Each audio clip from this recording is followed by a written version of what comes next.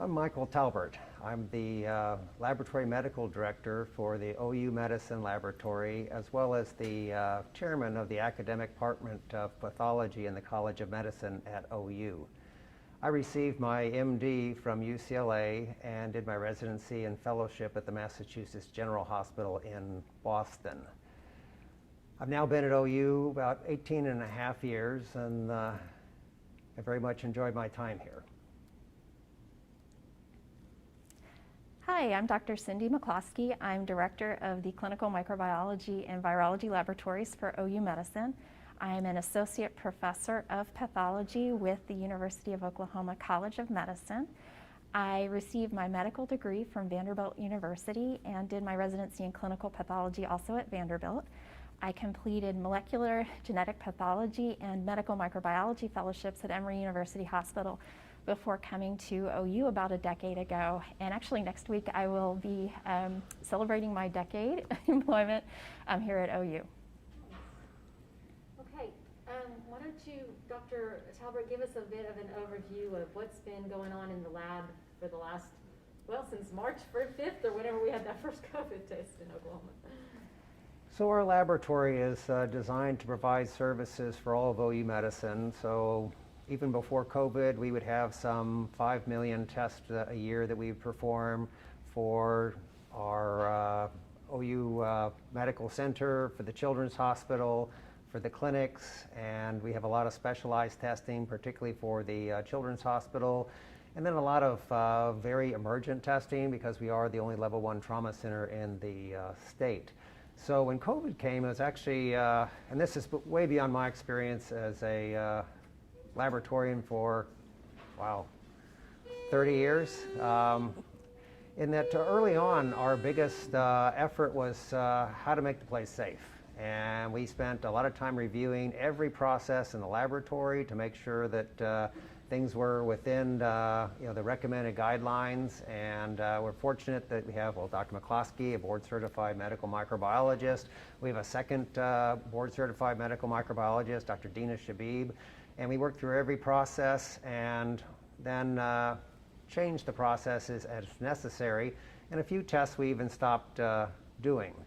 We also had to deal with our educational programs. Some became distance learning, some became social distance learning. And then beyond that, we had to deal with our research laboratories, in that much of research was suspended, again, to keep everybody as safe as possible. In fact, I believe that on a typical day in the hospital, this is probably the safest place I can be because we all have masks on and we have a very safe environment. Certainly safer than many places I could be in the community. Dr. McCloskey, tell us about testing, COVID testing. So our initial efforts in COVID testing, because the startup was so slow in terms of the CDC test making it to market and other tests making it to market, really our initial efforts were working on developing good relationships with reference laboratories so that we had the means to be able to get our patients tested before we could bring testing in-house. And we've really focused here over the past few months on bringing in molecular assays. It's very important. We serve our patient population in the hospital as well as our outpatient populations through both OU Medicine and OU Physicians. And we need tests that are accurate, and we feel that molecular tests fit that need. And so we've really focused on bringing in as many molecular tests, honestly, as we can to try and deal with supply shortages. And so at this point in time, we have about 4 FDA emergency use authorization assays that are the mainstay in what we're using in terms of our testing in our laboratory. And we have a few tests that are faster that people have probably heard about in the news. And we try and use those mainly for our patients that are going to be admitted to the hospital. We need to know what their diagnosis is so that we can take the best care of them, and also so that we can keep our employees safe and understand what those, what risk those people that we're letting into the hospital, what potential risk that they potentially pose to our employees. And so really those faster tests, because everybody wants those and they're actually harder to come by and we have less of those, we really reserve those for our inpatient population. And we do perform those 24 hours a day, particularly for patients that we suspect have a diagnosis of COVID-19. We also serve, in addition to our patients that are being admitted, we have 2 community drive-through swab stations, both through OU Medicine downtown, or let me say that a little bit better, sorry about that.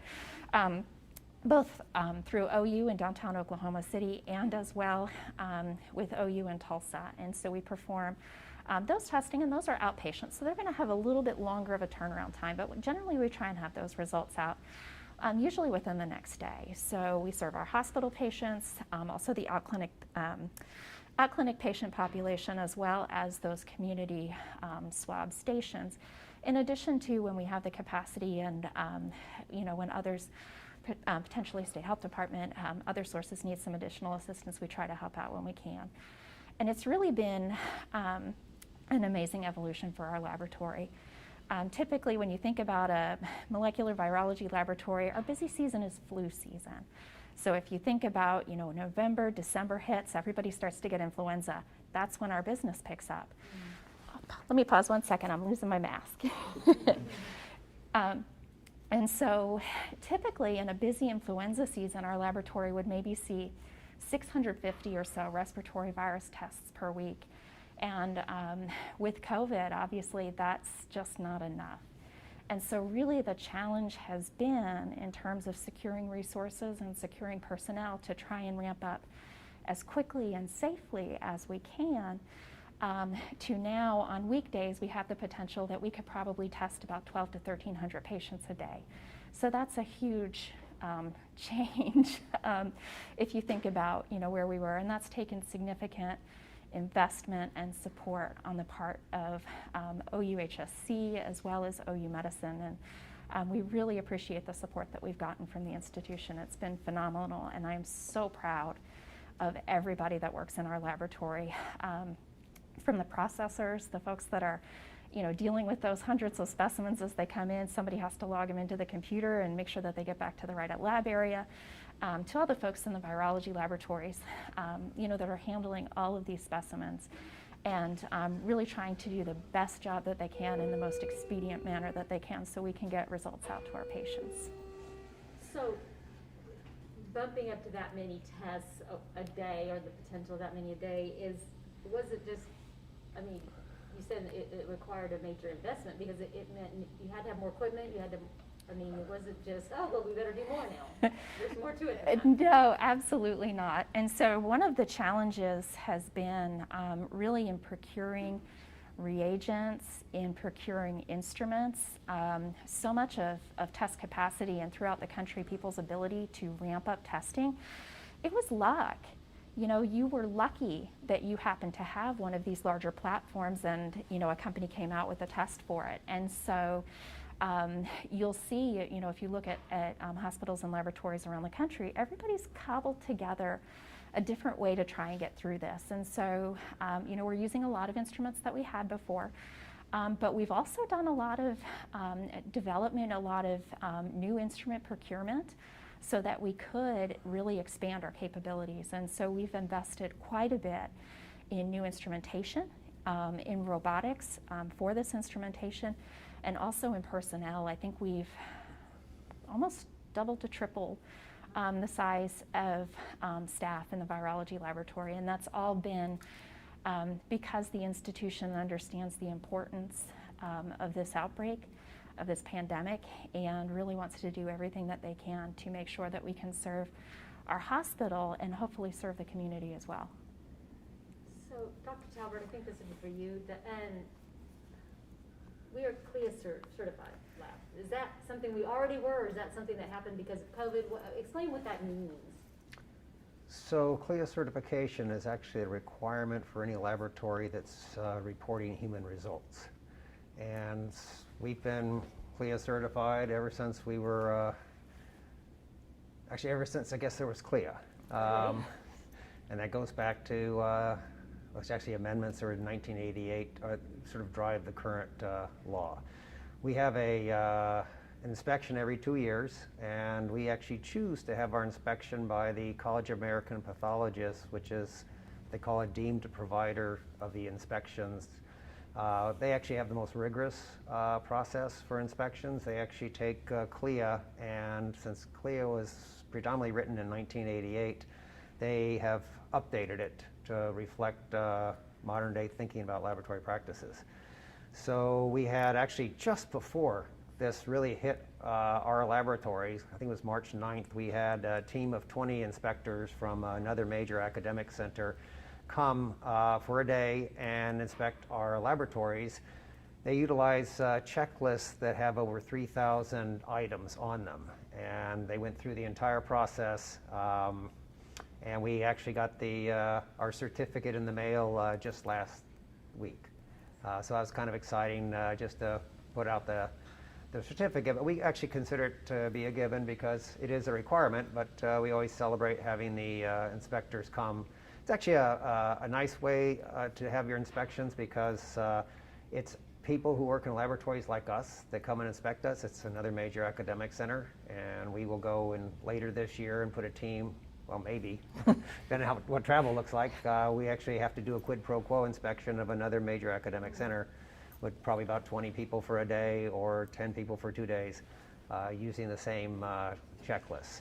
So that's really our focus on having an external arbiter that we are working at the highest levels of quality as defined by current laboratory practice. So we've talked about the testing, the kinds that we perform. On the sites, and I'm not sure, maybe this is Dr. McCloskey, on the sites you said there's the Tulsa and there's Oklahoma City that we have tests coming in from there, and those can be driven, I mean, they can come from anybody, right? So my point, I guess my question is more that we're not necessarily like another institution isn't hiring us to do their testing, it's the health department, I guess. So those, we refer to them as swab pods. Okay. And so those were set up initially, I believe, at the behest of the health department requesting that we have these swab pods in the community. And so they're actually staffed and run by Schusterman at OU campus in Tulsa. And then originally here at OU, it was, I believe, run jointly with the health department. Is that correct, how that was developed? And then our School of Nursing actually has taken that over. So those were specifically OU related sites and essentially are being run by OU at this point. So are there any plans then moving forward that we're going to be growing our lab even more? And I'm not sure who would answer a question like that. I'll let Dr. Talbert answer that. Yes, we'll continue to expand testing both with more instrumentation, more equipment for existing instrumentation, and then hiring and training additional personnel. We have calls literally every several hours to hopefully help out by doing some additional specimens for the PCR test. And I mean, I think the general consensus is that we're going to be living with COVID for at least a while, and I think additional testing will be needed for certainly the foreseeable future. And all our testing that we're doing on COVID is nasal or whatever with swabs, right? We don't do any other kind of... So we do, mostly what we do are nasopharyngeal swabs. We also do have the capacity to accept oropharyngeal swabs, so swabbing the back of the throat, almost more like if you've ever been tested for strep. Those types of specimens. And then there's also nasal collection, which you actually can do a healthcare worker observed self-nasal collection. And with that, you actually need to swab both sides of the anterior nares pretty vigorously and submit that. So those are the specimen types. Exactly. And so one of the benefits of those, and where you probably would see that utilized more, is for more community-based or screening testing, although you can be doing that in symptomatic as well. But I think one of the reasons that that has come up as a potential option is because it requires less personal protective equipment for the people that are collecting the samples.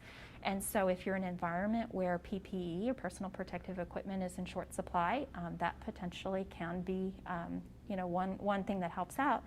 And also too, swabs are actually still pretty tough to get hold of. And so those nasopharyngeal swabs or NP swabs, those are probably the hardest to get a hold of. And so nasal swabs, it's actually a little bit different, even though it's going into the same spot, they're shaped differently.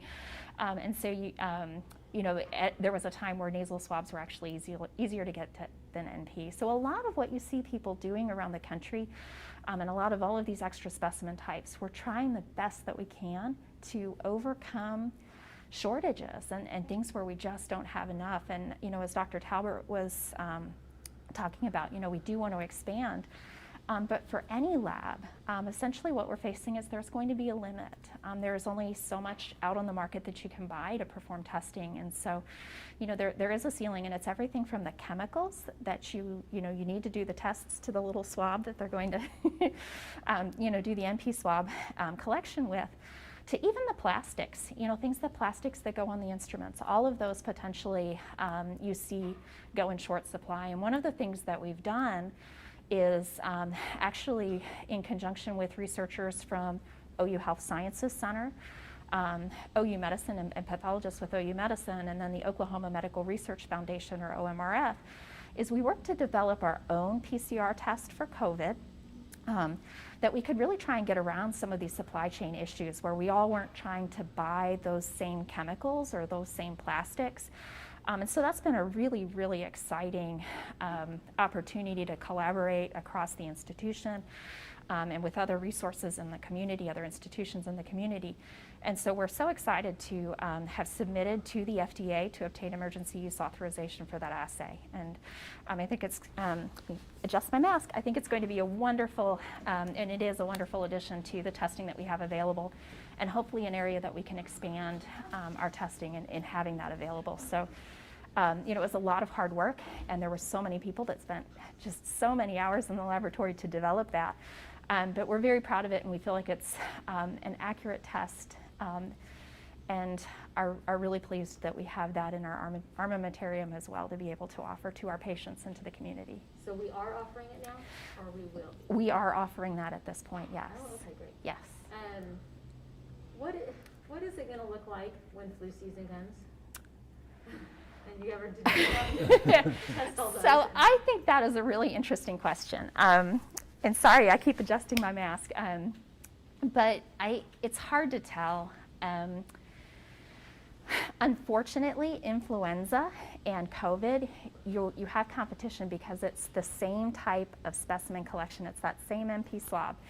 And so from a supply perspective, it's going to pose a challenge. If we still have masking guidelines in place at that time, we might be pleasantly surprised and see less influenza because, they're transmitted with respiratory droplets as well. And so maybe if we continue these social distancing measures and we continue with masks, and hopefully too, people will understand, how serious this is.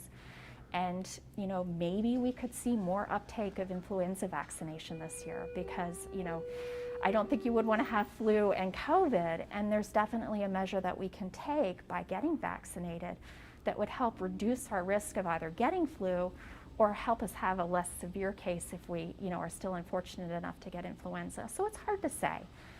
In the manufacturing community, you see manufacturers trying to anticipate this, and so there are actually ways to make these tests where you can test for more than one thing at a time.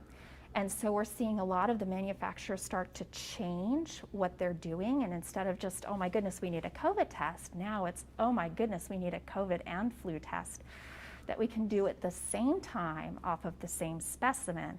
Not even have to test that specimen twice, but you get both results. And also too, some of those manufacturers are including a virus, respiratory syncytial virus, or RSV, which is what we see in the pediatric population. And so that's kind of, what we're hearing from manufacturers of what should be coming out later in the summer. And so, being a children's hospital where RSV is really important and, obviously treating a lot of flu patients, those will be technologies that we'll be pursuing so that we can do those as well. That's sounds huge. I was gonna be, my next question was, are we gonna start to have to test you for 2 things at one time? But how amazing would that be? Yeah, and it's going to be pretty tricky because, you know, there's some people that are just going to need a COVID test, and there are some people that are going to need a COVID and other respiratory virus tests. And so, you know, that's part of our job as a laboratory, is to figure out and pair people up with the right test and what they need. But then also, too, to figure out how do we manage supply so that we have reagents and you know, those chemicals available to test people for what's needed. And so it's a really tricky balance, and that's been one of the hardest parts of this pandemic, is to try and be judicious, but get everybody what they need. I want to end with, I want you to tell me, what is it like, what is the life of the lab worker look like? I mean, what does it look like if you go into the lab and somebody that, people that are testing these really infectious, and I don't mean just COVID, but just in general, what is how is a lab set up that people are safe? And I think people want to know. Well, it actually doesn't look a whole lot different from non-COVID times, except we're busier. Yeah. Right. Well, that's what I mean. What is, because obviously throughout, I mean, a person that works in a lab is working with a variety of types of things. Yeah. What kind of measures are in place to keep lab workers? Yeah, so the CDC has, what started out in kind of the title of the website, Interim Guidance for Clinical Laboratories for COVID Testing.